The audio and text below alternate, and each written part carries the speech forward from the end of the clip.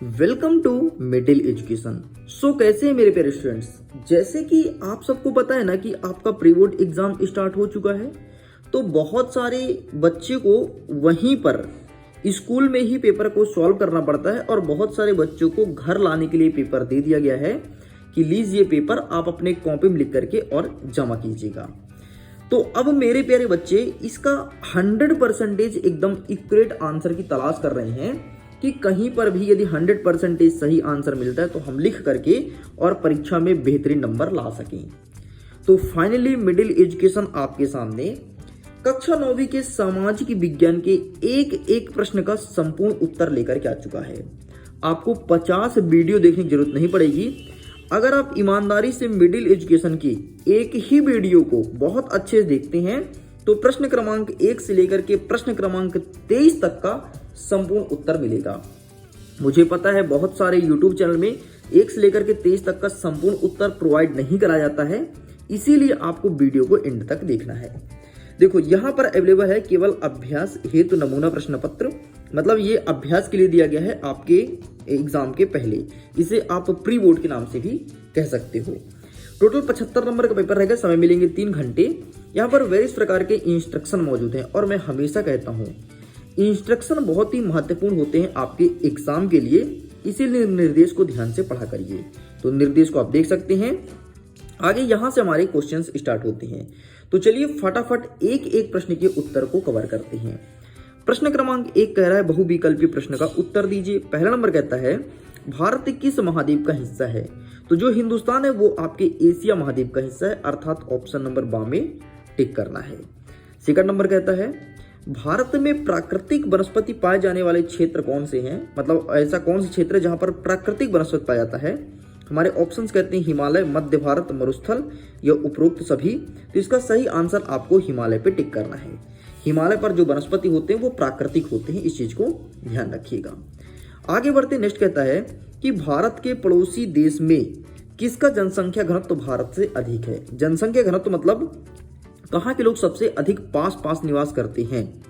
तो इसका सही आंसर आपको लिखना है ऑप्शन नंबर आपका हो जाएगा यहाँ पर बांग्लादेश इस करेक्ट आंसर। बांग्लादेश का जनसंख्या घनत्व अधिक है अकॉर्डिंग टू हिंदुस्तान। नेक्स्ट कहता है फ्रांस की क्रांति कब हुई थी।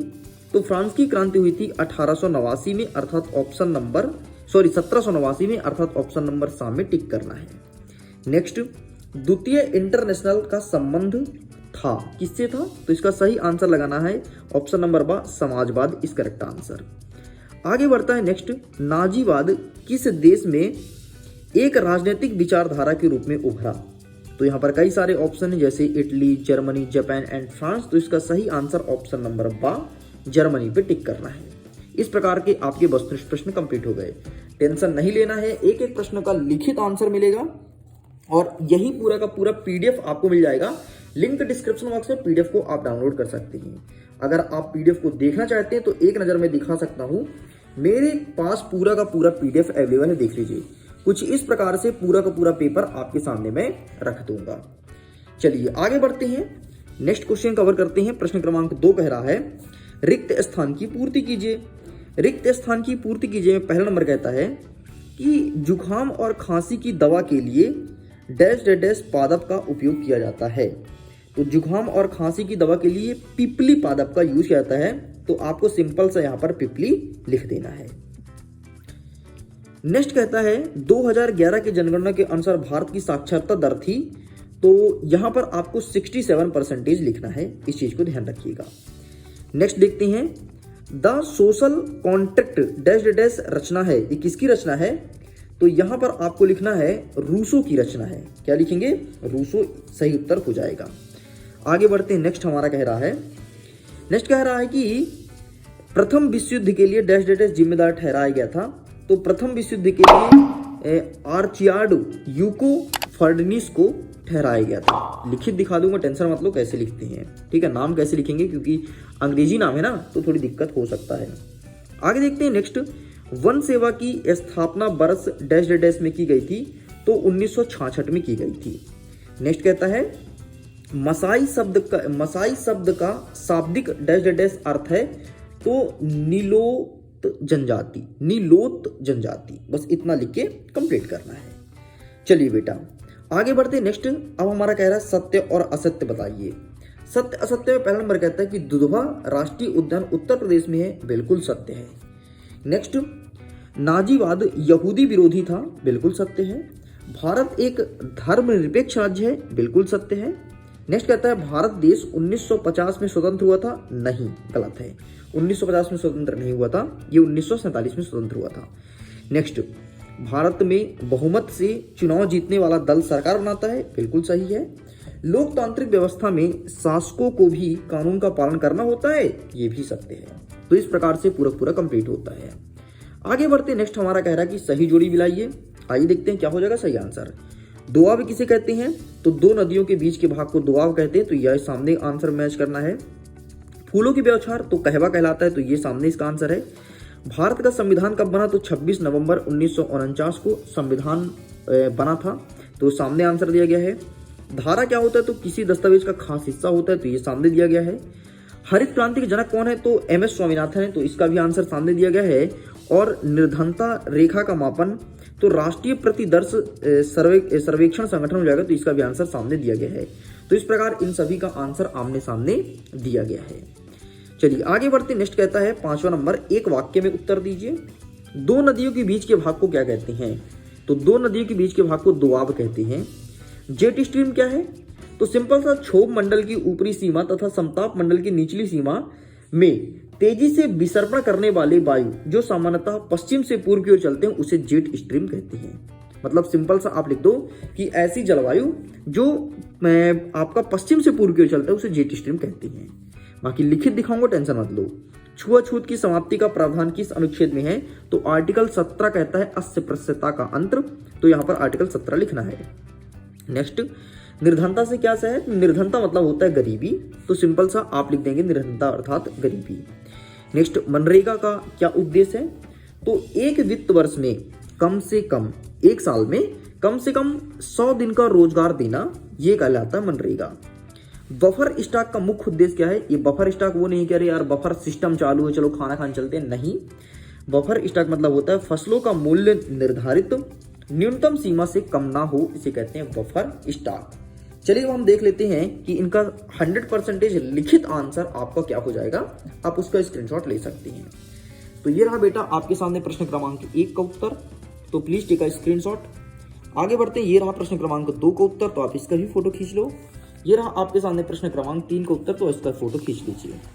आगे बढ़ते हैं, ये रहा प्रश्न क्रमांक 4 का उत्तर, तो इसका फोटो खींचिए। नेक्स्ट कहता है ये रहा आपके सामने प्रश्न क्रमांक 5 का उत्तर, तो आप इसका फोटो क्लिक कर सकते हैं, ठीक। अच्छा, यहाँ पर यदि सही से फोटो नहीं क्लिक कर पा रहे हो तो यहाँ से देख लो, और यदि यहाँ से भी नहीं देख पा रहे हो तो सिंपल सा आपको PDF का लिंक मिलेगा वीडियो के डिस्क्रिप्शन बॉक्स में, वहां से जाकर के अपने PDF को डाउनलोड कर सकते हैं। तो ये रहा भाई यहाँ का, तो ले ही लो 1 से लेकर के 3 तक, और ये रहा आपका 4 और 5। चलिए अब आगे क्वेश्चंस को कवर करते हैं और हम देखेंगे कि प्रश्न क्रमांक 6 से आगे का उत्तर क्या हो जाएगा।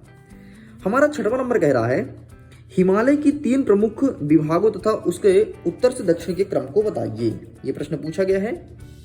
तो ये रहा आपका आंसर, ये आंसर आपको लिखना है जो कि 100% सही और एक्यूरेट है, तो प्लीज आप इसका स्क्रीनशॉट ले सकते हैं। आगे बढ़ते नेक्स्ट कहता है अर्थवा में अरावली वाला, तो हमें एक कवर करना है। 7वां नंबर देखो, नमामि गंगे परियोजना क्या है, और अथवा कहता है कि नमामि देवी नर्मदे, ठीक, ये वाला प्रश्न पूछा गया है। तो ये रहा आपके सामने बेटा प्रश्न क्रमांक 7 का उत्तर, यही आंसर लिख करके आना, 100% सही और जेन्युइन आंसर है, इससे बेहतरीन आंसर आपको कहीं नहीं मिलेगा। आगे देखते हैं 8वां नंबर, चक्रवात प्रभावित राज्य का नाम लिखो कोई 2, तो इसका आंसर हम आपको दिखाएंगे आपके अपने क्वेश्चन बैंक में। तो क्वेश्चन बैंक की सहायता से हम आंसर प्रिंट कर देते हैं, जस्ट अ वेट, मैं ओपन कर लेता हूं। इसका आंसर आपको मिलेगा आपके क्वेश्चन बैंक के पेज नंबर 10 में।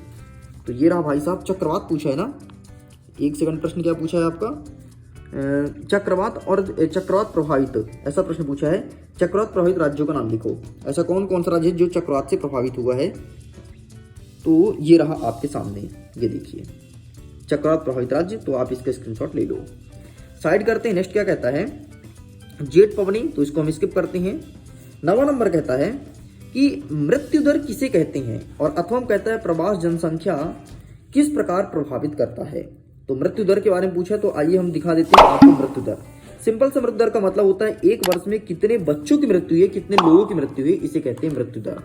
ठीक, तो ये रहा आपके सामने, देखो एक वर्ष में 1000 जीवित शिशुओं में से कितने बच्चों की मृत्यु हुई है, ये मृत्यु दर कहलाता है। आगे बढ़ती हैं, 10वां नंबर, वन विनाश किसे कहते हैं। वन विनाश और अथवा कहता है स्लीपर से क्या तात्पर्य है। तो वन विनाश मतलब होता है सिंपल से जंगल को काटना, यही कहलाता है वन विनाश।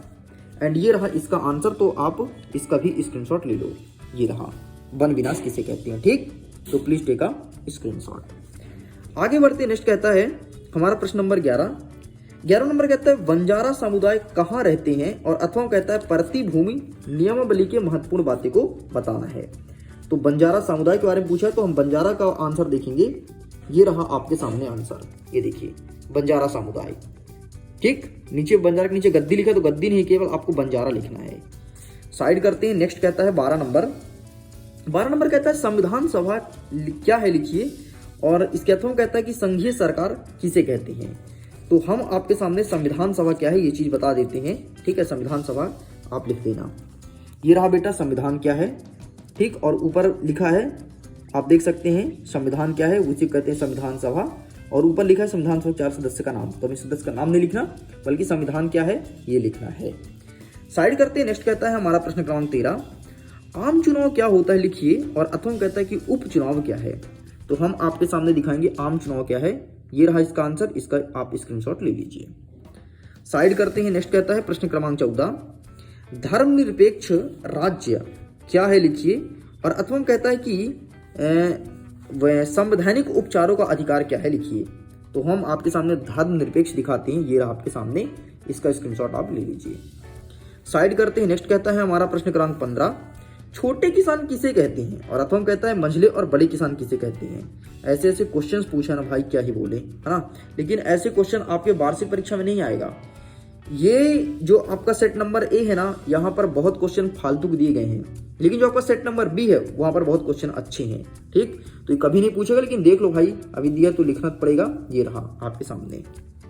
नेक्स्ट कहता है 16 नंबर, निर्धनता रेखा से क्या आशय है। और अथवा कहता है कि भारत में सर्वाधिक गरीब जनसंख्या वाले 3 राज्य बताना है। ये रहा आपके सामने निर्धनता। ठीक, ये आंसर आपको ऊपर वाला लिखना है। अच्छा, यदि गरीब क्या बोला है, गरीब जनसंख्या वाले राज्य का नाम बोलूं तो झारखंड, बिहार और उड़ीसा आपको लिखना है।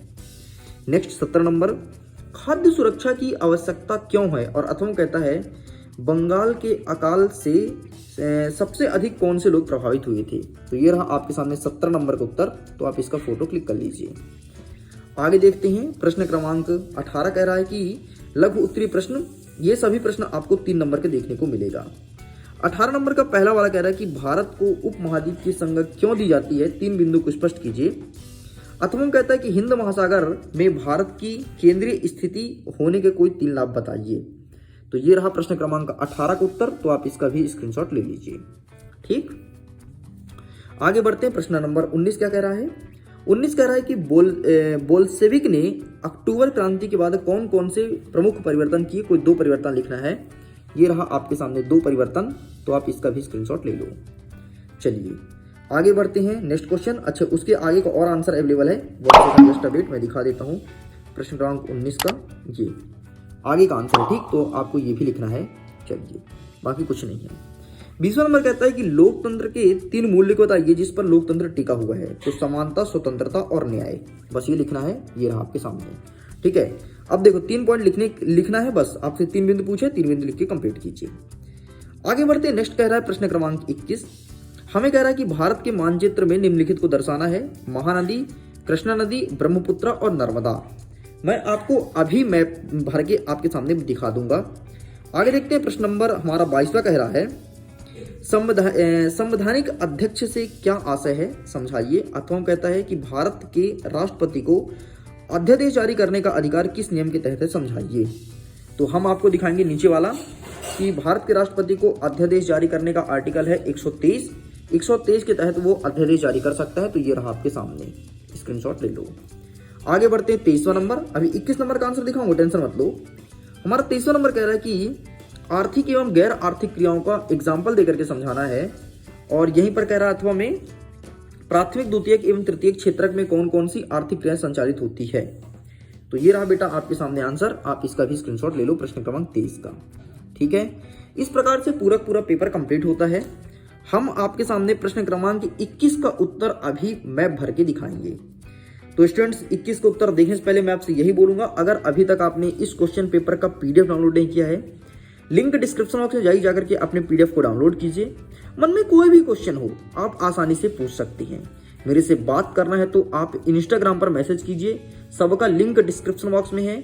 और अगर तगड़ी तैयारी करना चाहते हैं तो अभी से सब्सक्राइब कर लो, क्योंकि मिडिल एजुकेशन त्रैमासिक में, अर्धवार्षिक में टॉप कराया है बच्चों को। अगर आप नए हो तो, पुराने हो तो कोई दिक्कत नहीं, आपको पता है, लेकिन नए हो तो मैं बता देता हूँ, त्रैमासिक और अर्धवार्षिक में टॉप कराया है, आपको फिर से टॉप कराएगा।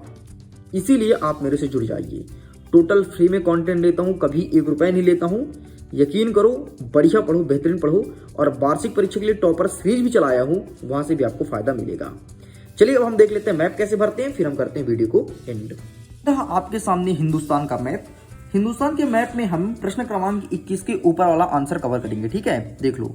सबसे पहले बोला महानदी कहाँ है, तो महानदी आप देख पा रहे होगे, ये देखो, ये भुवनेश्वर के ऊपर महानदी निकल रही है। मैं उठा देता हूँ थोड़ी अपने बुक को, ये देखिए महानदी दिख रही है, भुवनेश्वर के ऊपर देखो महानदी, बस ये रहा आपका महानदी। ठीक, तो यहाँ पे आपको महानदी निकाल देना है। नेक्स्ट आपका कहता है कृष्णा नदी, क्या कहता है, कृष्णा नदी। ठीक, आइए कृष्णा नदी दिखाते हैं, ये रहा देखो, अमरावती दिख रहा है, अमरावती, हैदराबाद दिख रहा है, हैदराबाद के नीचे देखो कृष्णा नदी लिखा है नीले कलर से, ये रहा आपका कृष्णा नदी। कुछ इस प्रकार से आपको कृष्णा नदी दिखा देना, ध्यान से देख लो। ठीक, आगे बढ़ते, नेक्स्ट कहता है ब्रह्मपुत्र नदी, तो ब्रह्मपुत्र दिखाते हैं, ये देखो, इसमें हमें जाना पड़ेगा इधर दक्षिण भारत में, ठीक, सॉरी पूर्वी भारत में, और ये देखो ये लिखा ब्रह्मपुत्र। इस प्रकार से आपको ब्रह्मपुत्र नदी लिख देना है। चलिए आगे देख लेते हैं, अंतिम है आपका नर्मदा नदी। आइए नर्मदा भी दिखा देते हैं। तो ये उठाया हमने मैप, और देखो इसके बीचों बीच नर्मदा नदी निकला, ये ताप्ती दिख रहा है, ताप्ती की इधर नर्मदा, ये नर्मदा नदी दिखा देना है। तो इस प्रकार से पूरा कंप्लीट होता है। बस स्टूडेंट्स, वीडियो पसंद है तो दिल से लाइक कीजिए, चैनल पहले बार सब्सक्राइब कीजिए। मैं करता हूँ वीडियो एंड, जल्दी मिलेंगे सेट नंबर 20 के साथ। Bye bye.